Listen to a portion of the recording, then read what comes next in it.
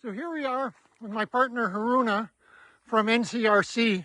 Hey Haruna. Hello. And we're just out walking in the shea forest. There's literally hundreds and hundreds of hectares of virgin wild natural forest here. Tell us about it, Haruna. If Baraka wasn't coming, oh wow, look at all the shea fruit on that tree over there. But if Baraka wasn't coming to buy, what would happen? Most of these shea fruit would just fall and be left and the community would lose the income? Yeah, most definitely. The women around here have had lots of interest in seeing how they could develop value chains around this year. But as to where they will get reliable markets is a problem. Those who are adventurous enough to get their hands onto these nuts struggle to get it to various markets. And even when they are able to, they get very low prices for those commodities. So for some time now, we have been having some bit of apathy on the part of the women with regards to collecting shea. They will rather go and bend their backs in the sun to get a few bags of maize than to go and get this shea, which should have been more profitable than the agricultural activities that they undertake. But once there is no market, there is no need going out there to do it. But with the coming of Baraka, you could see that from the reception from the women.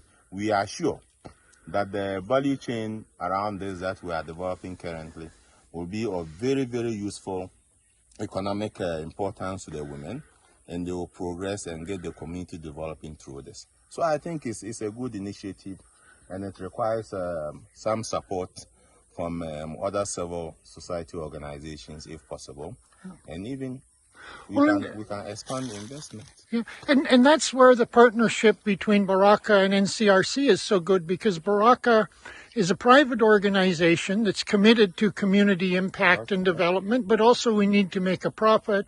And NCRC is one of the leading conservation organizations in Africa. I mean, your work on the wildlife habitat, the hippo sanctuary work is won major awards.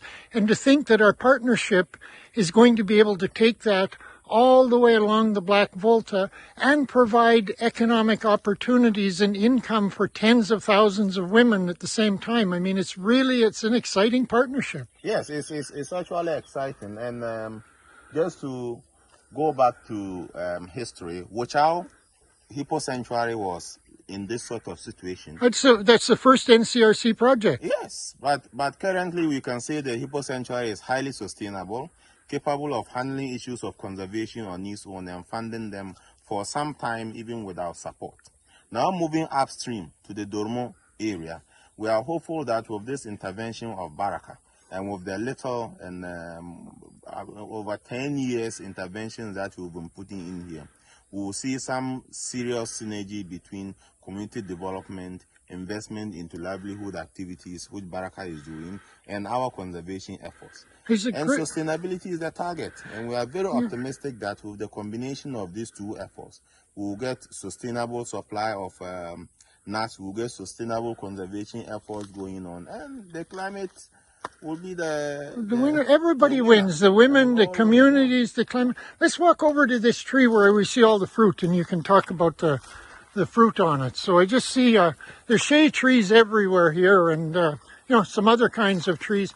And you won't recognize this place in a month or two after the rains. We're just finishing the dry season, but there will be grass 4, 6, 8 feet high in here. It won't even be easy to walk in.